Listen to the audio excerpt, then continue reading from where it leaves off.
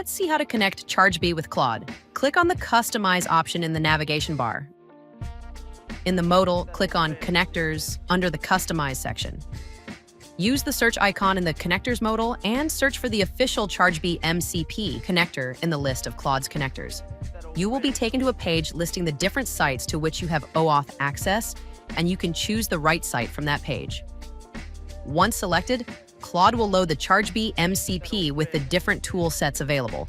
You can choose to modify the level of permissions for each tool set and then close the modal. Click the plus icon.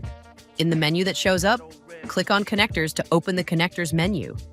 In the Connectors menu, make sure that Chargebee is toggled on. You can now harness the power of Chargebee MCP within Claude using natural language prompts to effectively complete tasks using Claude's AI and Chargebee's billing intelligence.